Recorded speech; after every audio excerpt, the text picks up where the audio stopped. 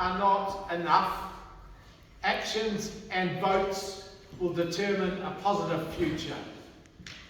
Independent Together is a ticket of like-minded candidates standing in this year's local body elections. We are not politicians. We have community interests at heart.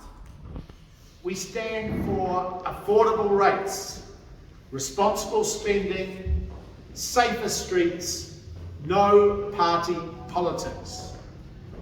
We stand for maintaining community infrastructure. We believe in strong local communities. We do not believe in ideology trampling citizens into submission.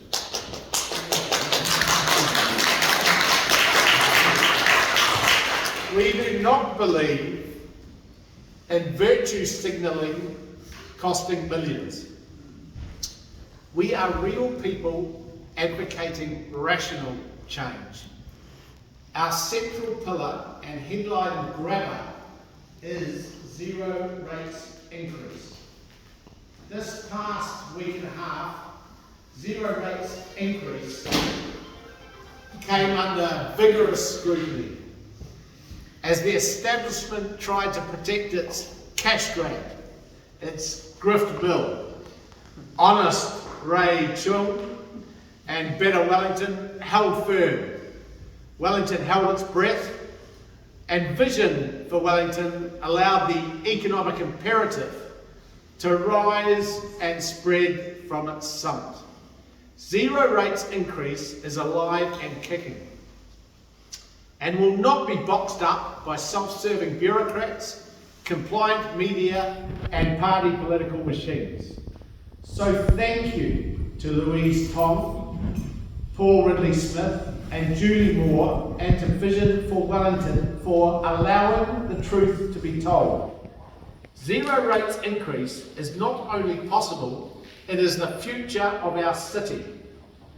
Louise Tong backed up zero rates increase by finding up to $2.8 billion in council savings. Paul Ridley-Smith rightly pointed out the optimal solution to well-being and economic stimulus is affordable rates. Money in your back pocket. Zero rates increase. Aspiring mayoral candidate A. Little promulgated policy exposing his big tax, big union, big state mindset with more of the same failed solutions of increased transport subsidies and enhanced pay equity claims. These policies equate to rates increases and economic degrowth. A Little is no panacea. He is a misnomer, a harbinger of the dark ages. Meanwhile, honest Ray Chung advocates for the simple, effective, independent together pillars of zero rates increase, back to basics, no party politics, access means business, a safer city. So roll up, people of Wellington, and support independent together candidates, support zero rate increases.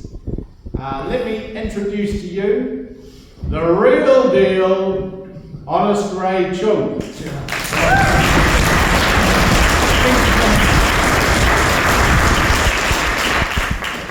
The supremely competent Andrea Compton.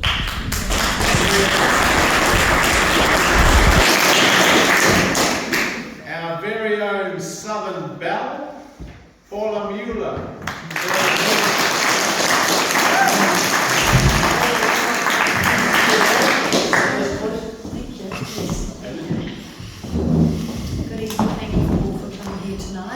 My name is Paula Mueller. I'm running the Southern Ward by Kawa. I ran last time also and came third out of the 2 seats that were voted on.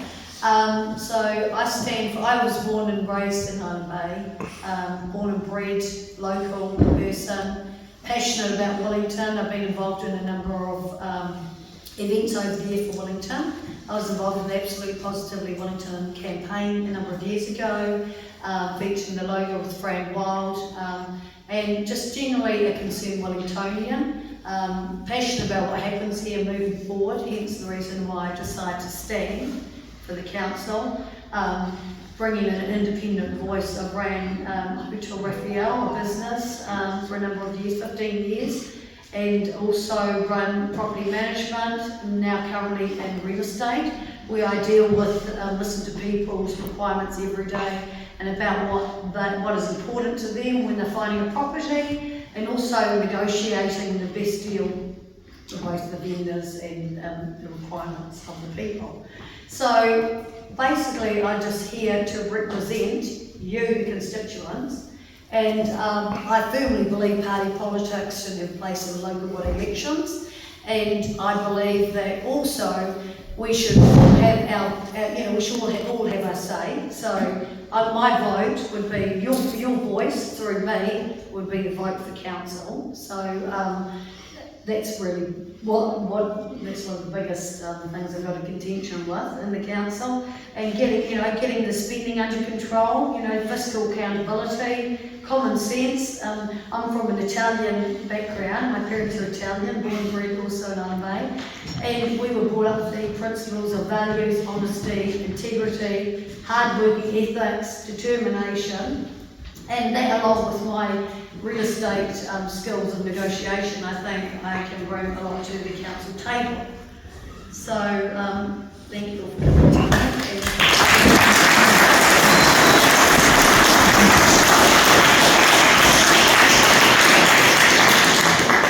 Thank you, Paula. I'd like to introduce Mr. Congenial, community-focused Kena Koi. It's Kena Koi.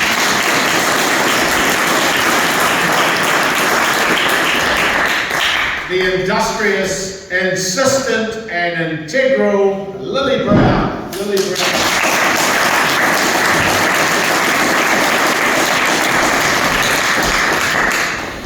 Good evening, everyone. I almost clapped for myself. Thank you so much for coming here to join us tonight. My name is Lily Brown, and I am one of the candidates standing in the Onslow Western Ward. Now, I first came to New Zealand in 1998 for an exchange program, and I fell in love with Wellington, the hills, and of course the culture and the people. And my husband Jonathan and I raised our family here. Our son Michael is now studying at Canterbury University. And I believe the most compassionate thing our council can do for us right now is to rein in its spending. The rate increases is not sustainable and not affordable for a lot of people. That's why we're losing population. So I'm very passionate about bringing the council back to its core business, back to basics. In the next few months, we're going to be canvassing the entire city, talking to as many of you as we can to see what do you think are the priorities. Is it more cycleways? No. Cycle plan? Golden Mile, anyone? These are all huge projects that suck up a lot of money that we are yet to borrow. So my platform is back to basics, and I look forward to hearing from you. Thank you.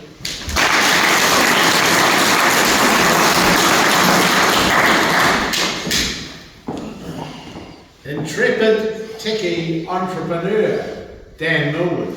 Dan Millwood.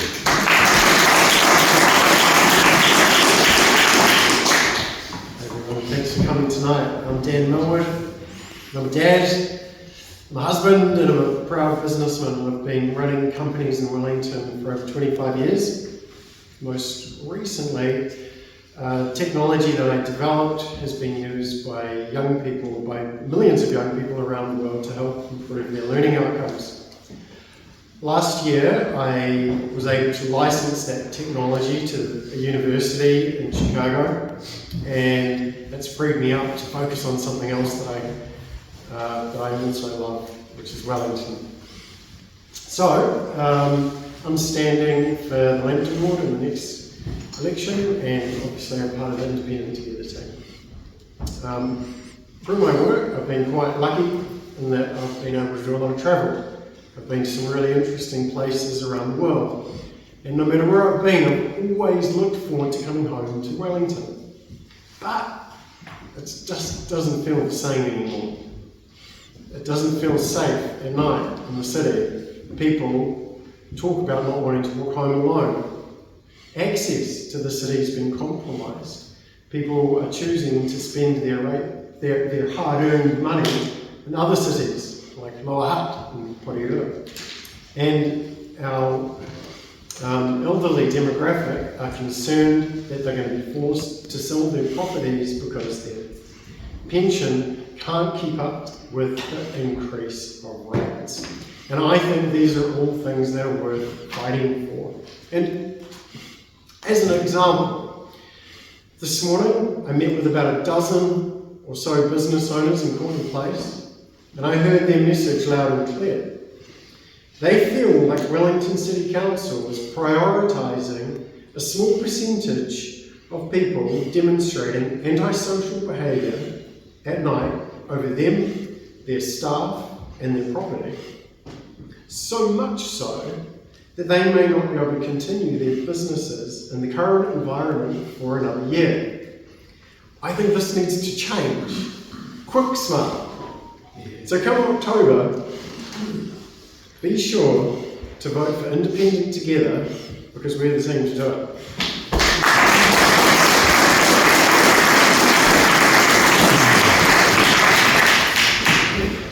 The fabulous business professional, Michelle Maguire. Michelle Maguire.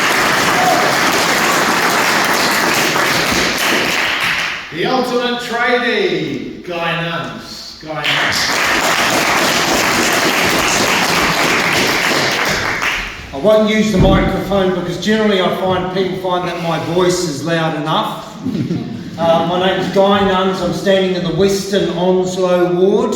I'm standing because it's got to the point where I'm thinking I might not be able to pay my rates. I might actually have to leave my house like my son has done and rent it out and live somewhere else, maybe with my 92-year-old mother in the next suburb. I'm scared for her, I'm scared for my sister, I'm from a big Catholic family, and I'm very, very concerned for my friends, anyone that owns a house, the ordinary, average, working class person. I'm very, very concerned.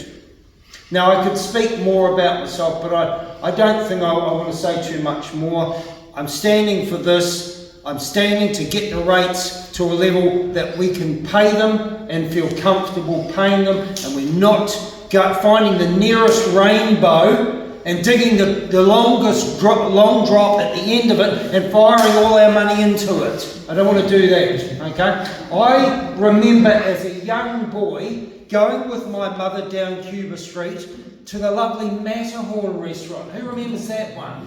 Matterhorn Cafe. Okay, you'd go in there, okay, you go up a tile ramp, there's a lovely cauldron there with a red light, it's a bit kitsch, and a Swiss chalet handrail and a picture of the Matterhorn, and you go out the back and there's these triple layer mince toasted sandwiches. Who remembers those? Or the cheese ones, you know, and you get that, the smell of coffee, oh that's good, and then you go out with your mother maybe, or your father if he was there, and go out the back to the courtyard and enjoy it, okay? I have so many fond memories of Wellington, and the people and the characters, and my mum going into, what was the haberdashers, the Evanses. Tricky Dicky, down at Evans's. Okay, so I have all these lovely fond memories. And they seem to have disappeared. The characters have just...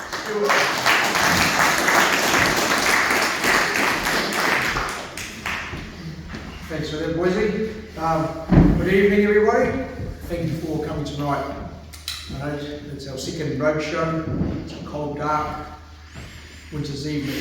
I appreciate you all being here tonight. Right, my name's Stuart Wong, as I was introduced. I was born, raised, educated in Wellington. Nearly 60 years, I won't tell you my age, but I know. I know you don't. But anyway, I have a young teenage family studying in Wellington Girls, Wellington East. I've been in Wellington for 40 odd years, lived in Hutt prior to that. And I've been self-employed in business in the fruit and vegetable industry.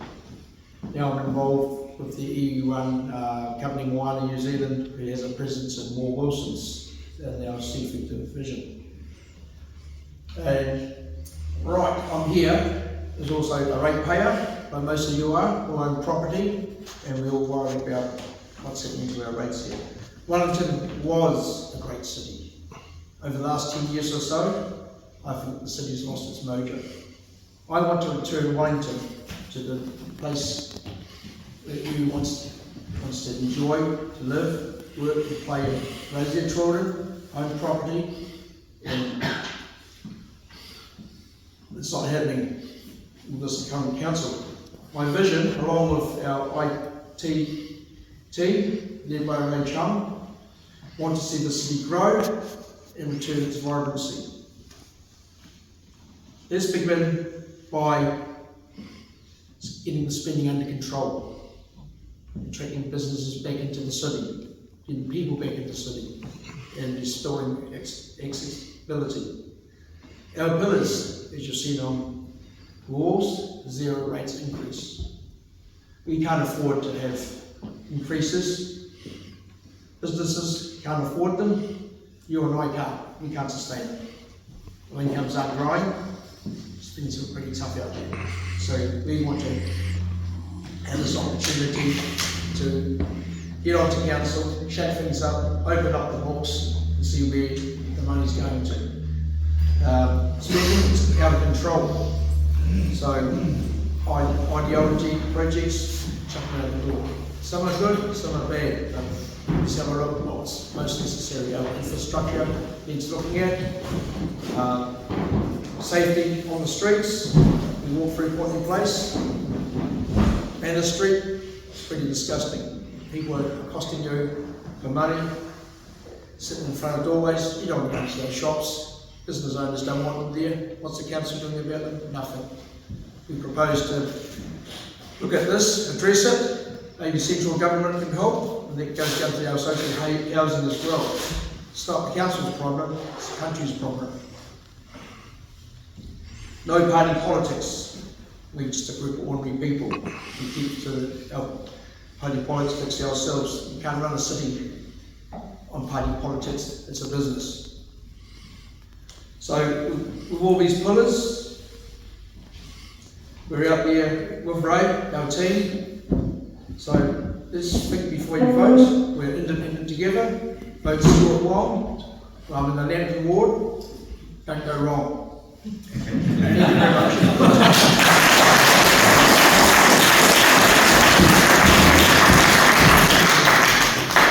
Okay, now we're going to have some dedicated speakers from the rest of our candidates. And first up, I think I've got Ken Akoi, and he's going to talk about building a safer city.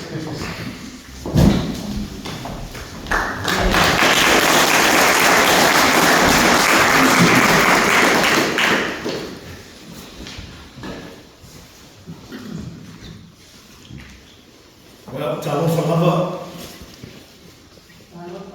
Oh, well done, thank you. Well, my name is Ken Akoi. I live in Kilburnie. I just want to welcome everybody here. I just wanted to say, what's that word?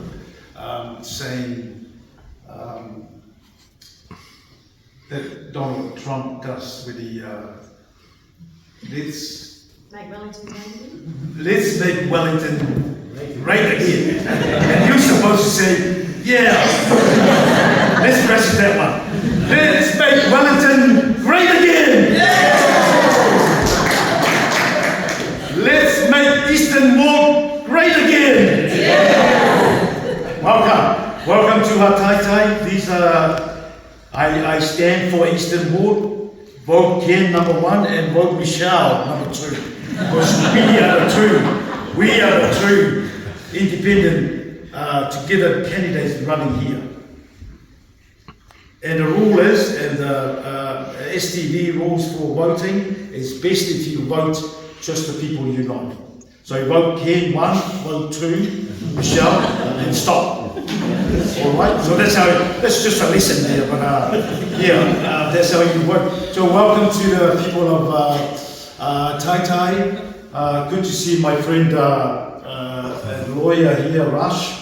He always supports us, and he'll vote for me. Don Hazelwood and Mrs. Hazelwood, my clients, because I'm a lawyer, so there's a lot of people here that are my clients. So thank you for coming and support. And I also met Deb last week, and she's here from Lyle Day. So welcome to everybody here from my constituency.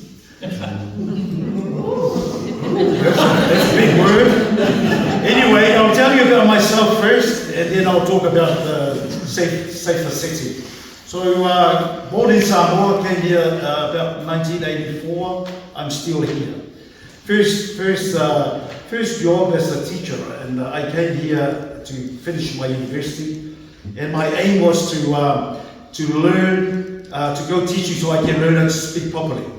So that's what I did. I spent 10 years teaching secondary school, and then after that I did another challenge. So the next challenge was working for ERO, Education Review Office, and I worked for ERO for about 2 years. After that I got sick, I did another challenge. So I studied law. So I did law and got that, and now I'm a lawyer. I've been a lawyer for about 20 years. And very proud to say that I'm a lawyer, principal for our own law firm, Aku Law in Gilberni Plaza. Me and my wife, she's here. We're both lawyers. It's just a small law firm that we provide legal services for people of Eastern Ward. So that's where I am now.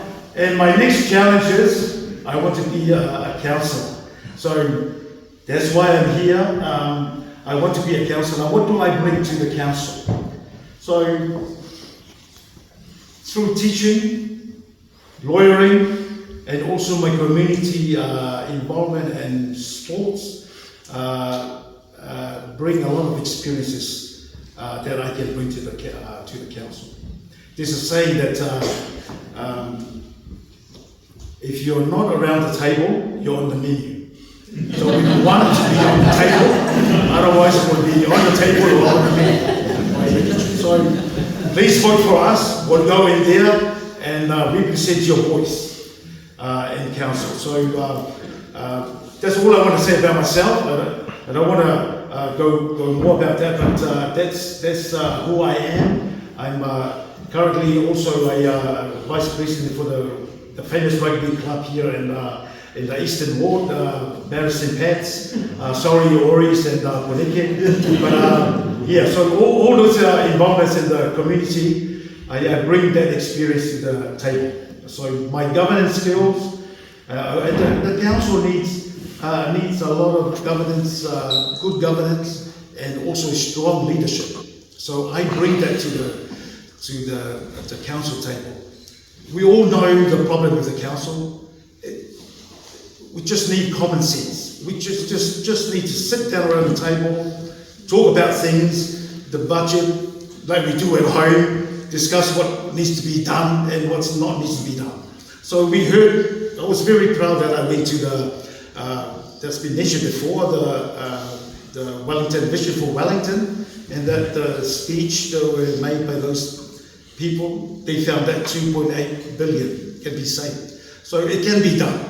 So what I'm saying is, council needs common sense, and that's what IT, independent together candidates will bring to the table. Now, I just want to touch on the safer city.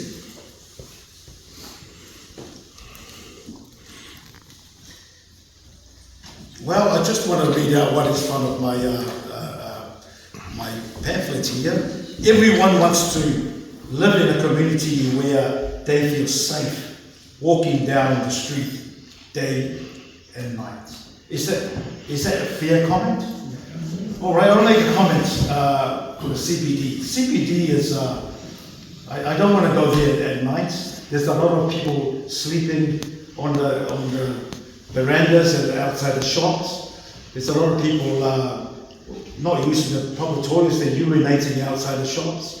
And addiction, drug dealings, and alcohol problems. So there are a lot of these issues in the CBD we want to solve. But the focus of the City Council at the moment is improve that in the CBD. And what I can tell you, they have a solution.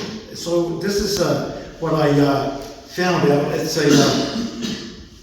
It's a plan that's been prepared by the City Council. It's called the City Safety and Wellbeing Plan. 24 pages of it.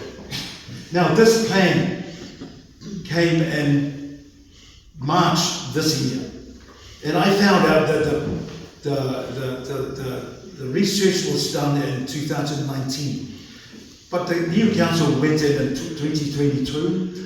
And now this plan just came out. It took them about 3 years to provide that. Now all the good answers are in here, but I think the problem is they haven't started that. They're just starting now. Like I said, it started in March, and now they're trying to implement all that program. The problem that we have, the focus is in the city, but we in the suburbs are suffering the same issues. Homelessness and problems with people with alcohol and drug addiction on the road.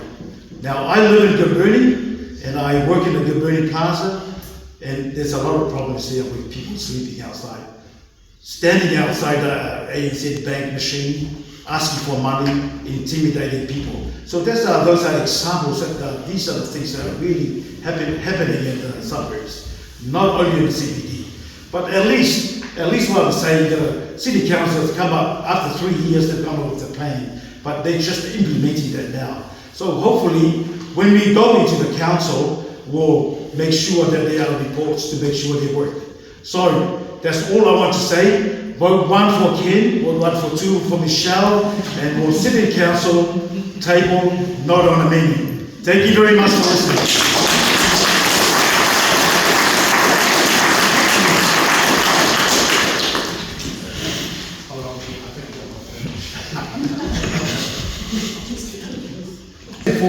This is a new thing that's been. Sure. Now it says in here now. I've heard lots of words before.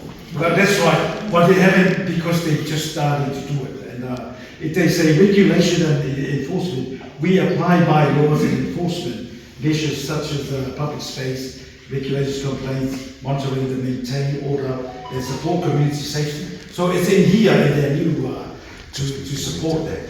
But they haven't implemented that because they're good. But it's a practical application of that. That's right. So I was at the Newtown Safety event a few weeks ago, and Des was one of the community constables, said, we do what we can, with the emphasis on what we can, so they're being hamstrung in their ability to do their jobs effectively. Yeah, So what they can and are allowed to do. So I there don't are think they're allowed to do what you're proposing or suggesting they can. well, I think when we're in there, then we can do that. So all for us, we'll do that when we get in there. Also, the independents unanimously, like we were running so many in each ward, that's what's really important, to vote your independent candidate for that ward, to have the numbers around the table to enforce. We can overrule that and enforce the bylaws and return that back to the police on the streets, doing that sort of work. So that whole thing will change. Quick word, Ray. Yep, quick word. We had a meeting today at council, and it was the results of the resident survey. It's an annual survey that's actually done, and they gave us the results. And they gave us the figures of people that don't want to come into the city because they feel it's unsafe. It was 83% at night and 63% during the day. So I asked them, we get this information every year, we do the survey every year, and I looked at the chart for the last few years and I said, it's been pretty much the same. So what do we actually do about it?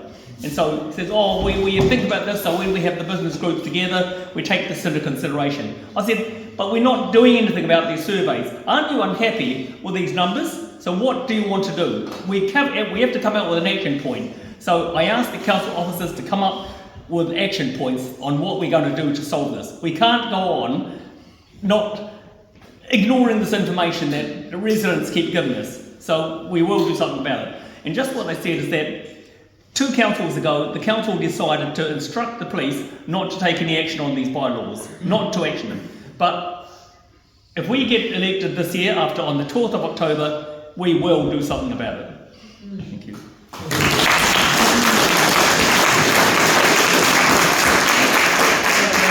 Very clear commitment there from both the leading contender for mayor and the leading team. Now I'd like to introduce Michelle McGuire, who's going to talk about no party politics.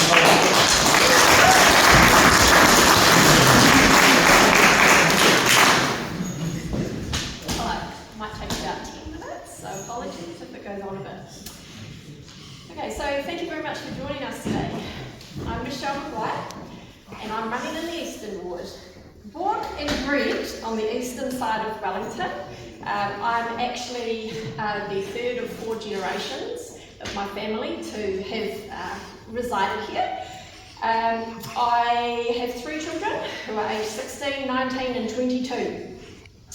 My father was born in Maua Point and along with my mum resided in Inglis Street on the 10th of April 1968.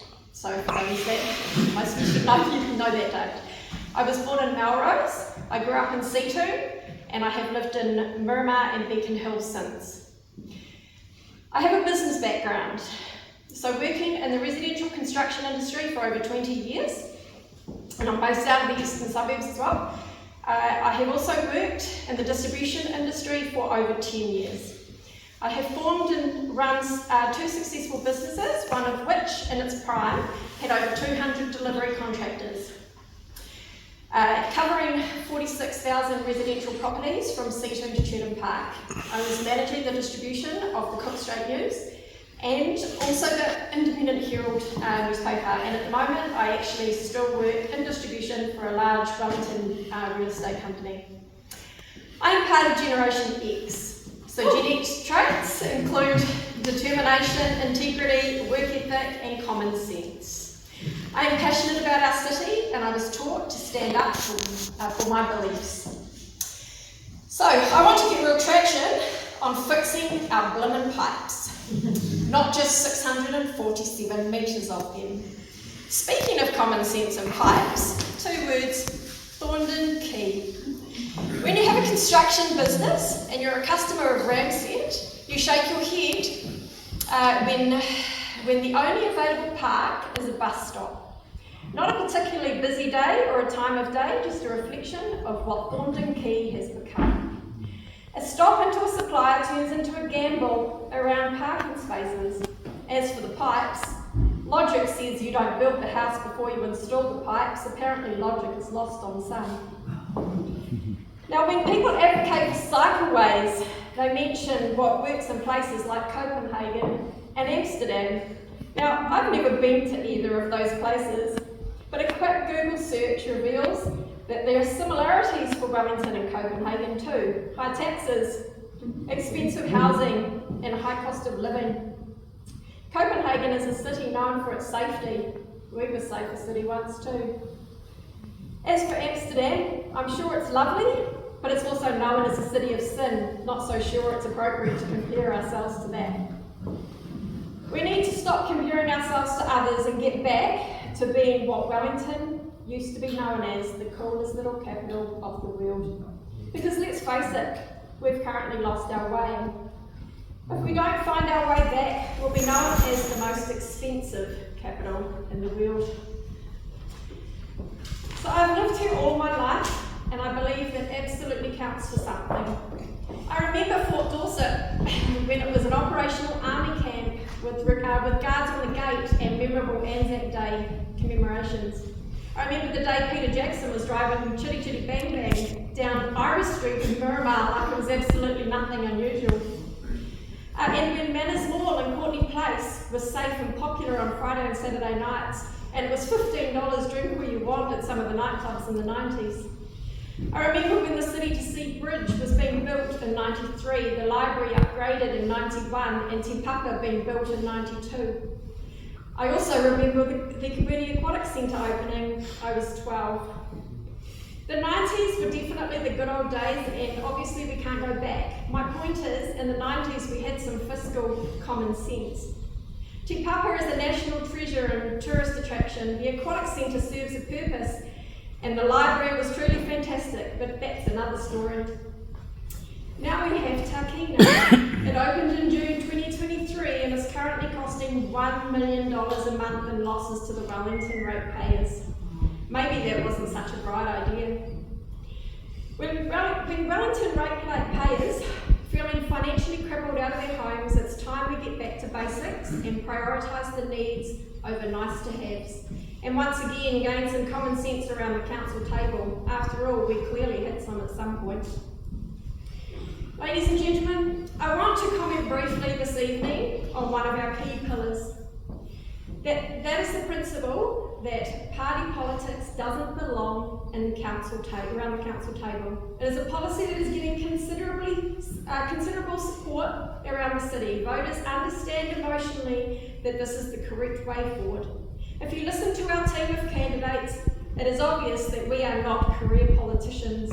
Instead, we are lawyers, and we are accountants, and builders, and business owners. We're a great bunch, a group of like-minded individuals and have aspirations, values, and common sense. Local councillors should not be influenced to follow top-down directives and have accountability to the hierarchy of a political party. A city councillor should not have split loyalties. We don't believe a councillor can pledge to a political party and in good conscience say that they will put the city first. Wellington must go first. Everyone here in Independent Together agrees that being independent encourages cooperation across different viewpoints, leading to constructive decision making. The decisions we will make around the council table, should we be elected, will be based on common sense, value for money, financial restraint, and ultimately what's best for the city. There have been too many decisions made by the current council that are, in our opinion, outside the core priorities of what the council should be funding or taking a stance on, and too many city councillors jump to the policy of their chosen political party, irrespective of whether that party is in government or not. Local government deals with practical matters such as rubbish collection, infrastructure services, and communities, libraries, parks, pools, etc. In short, city operations. Local needs at local level is what's needed. It's called getting back to basics. We need to provide an environment so that commerce can breathe and grow. You'll hear more about this as the election campaign progresses. At our meeting in Karori last Sunday, we were asked a question whether we would support existing councillors to get re-elected. That is a decision for you, the voters. I will leave you with this thought, however. Quite a number of councillors have been on council for 6, 9 or 12 years, and look where we're at. Here we are, staring down the barrel of the biggest rates increase that we've ever experienced. To pay for the years of pet projects and kicking the infrastructure can down the road so that they feel better about the time as a councillor, well, we will now start paying the price for the poor governance. It's time for a clean sweep, out with the old and in with the new, out with the dreamers and with the realists. The only candidates I endorse are those that are standing here today beside me. I hope you do the same when it comes to the election. Thanks for your support. I look forward to hearing from you and your viewpoints, and I have a flyer over there if you'd like to come up on the way out the door. It's time for change, for real change. Please tick your preference for our team members in October. If you want to change, you need to vote for it. Vote for common sense, work ethic, determination and integrity. Vote Independent Together. For the Eastern Ward, vote Michelle as number 1. And vote Ken as number 2.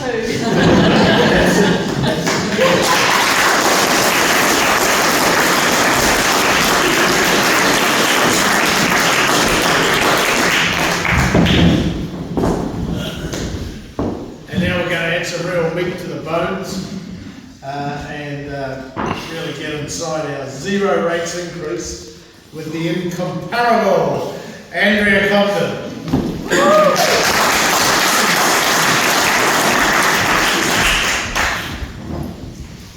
Good evening, everyone. I'm conscious of time tonight, so I will go through this quite quickly because I want to give you guys an opportunity to ask plenty of questions. So I'm Andrea Compton. I'm standing in the Northern Takapū ward as part of Independent Together. I was born in St Helens Hospital, educated in Wellington from early childhood through university, and I've lived in the northern suburbs for over 40 years. Working in Wellington. From humble beginnings, doing paper round, and serving customers at Nada Bakery, through to finance manager in some of the world's largest companies. I started businesses in Wellington, and I started my family in Wellington. Wellington is and always will be my home.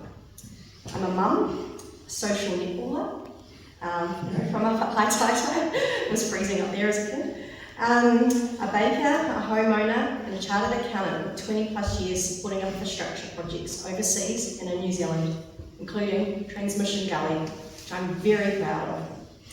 I'm deeply concerned about the direction our city is taking. Vanity over practicality, fantasy over reality, and divided versus direction. Burgeoning debt, hardship for seniors, and a bleak outlook for our youth. It's time to say enough is enough. I'd like to talk to you today about our most important pillar, zero rates increases. It's the one that's got everyone talking, and the know-it-all saying it can't be done, that it's impossible to achieve, and one public figure called it cute. As Ray put in his Mural campaign launch, to utter the very words is committing heresy. Those who don't want the scheme to end are the ones who are most vocal against it. So I ask you, if you're unhappy with the zero rates increase as a statement, what is an acceptable rates increase for you? 20%? No. 18%? What is your threshold for a rates increase? And at some point, us ratepayers, we need to draw a line in the sand and say enough is enough. Our zero rates increase pillar is the aspiration. Work to maintain zero rates for just 3 years and then increase the rate of inflation. That is our vision to help ensure the city is able to be afforded. Some of you may have attended the Vision for Wellington event.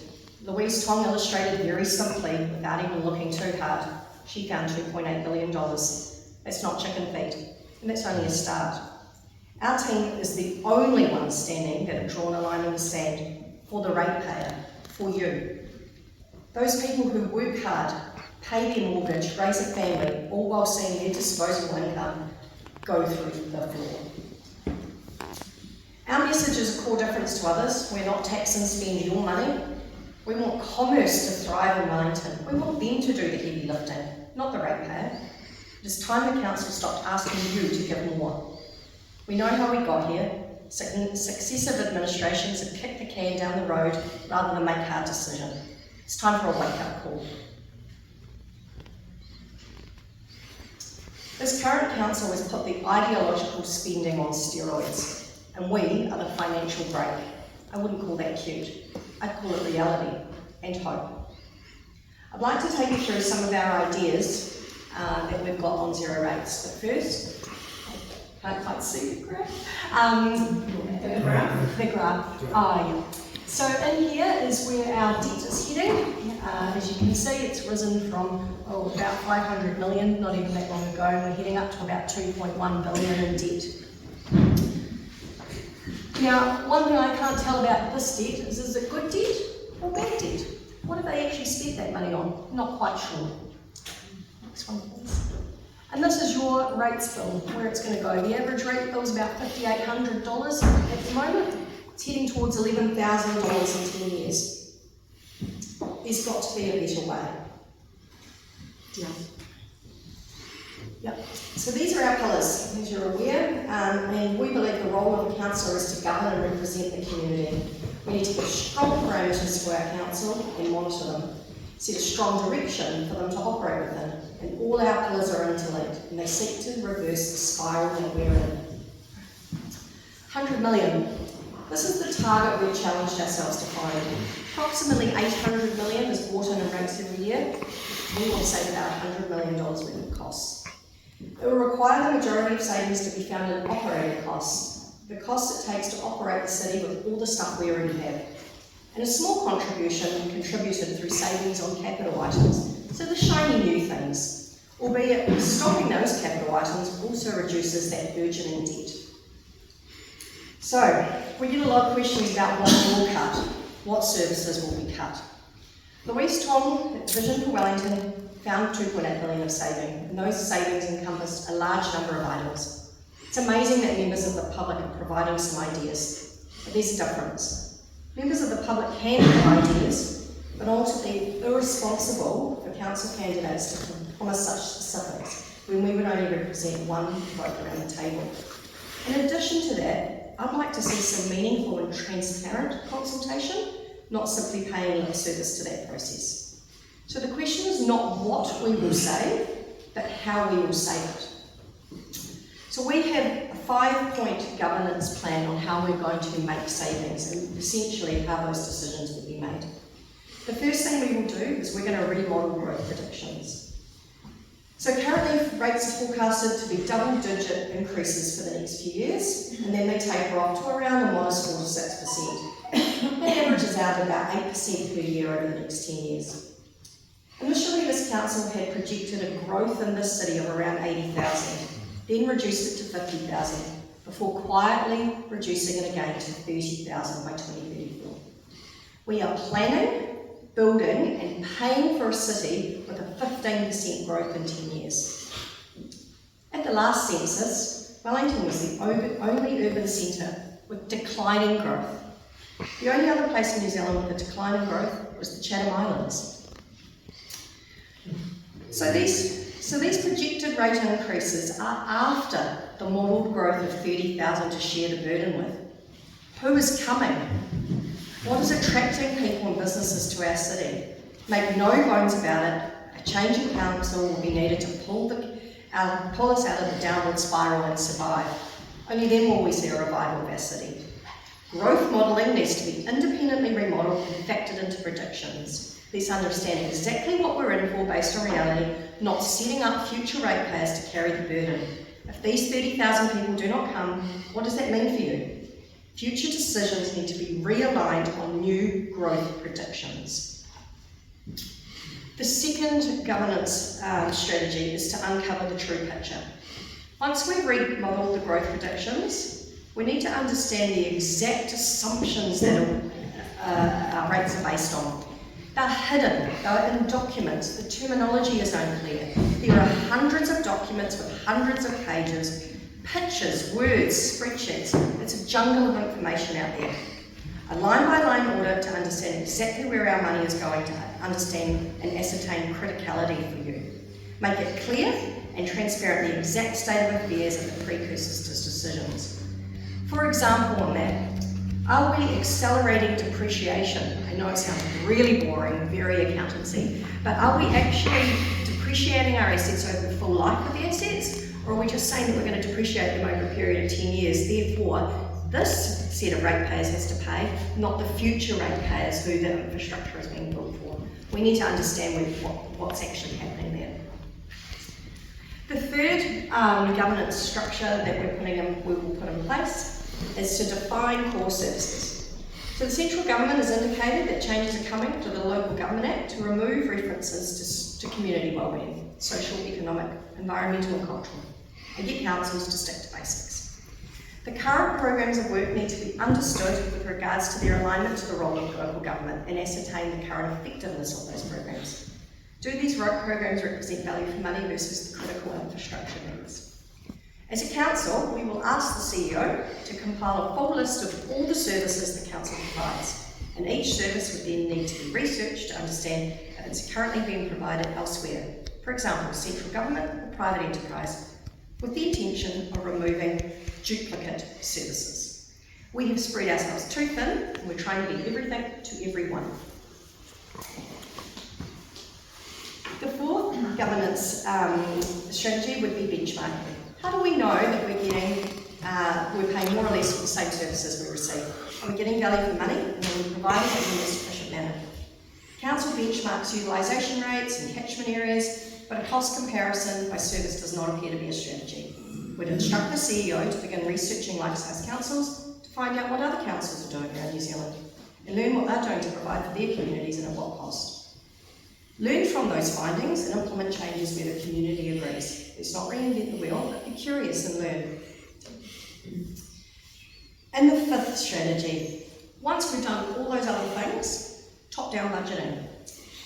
Currently, the long-term plan and annual plans are built up through bottom-up budgeting, essentially a wish list of everything that the council wants to do. Budgeting under us would move to top-down, the same as Wellington households do. Priorities assigned to expenditure and then run a ruler through once the limit is met. Spending our ratepayer money will only go on essentials, cut our cloth too fat. This is a very common strategy all over the world, but seems to be lost on our current council. So my final comment, you have a choice come October. There's a fork in the road. Continue on the current trajectory or choose common sense. Thank you.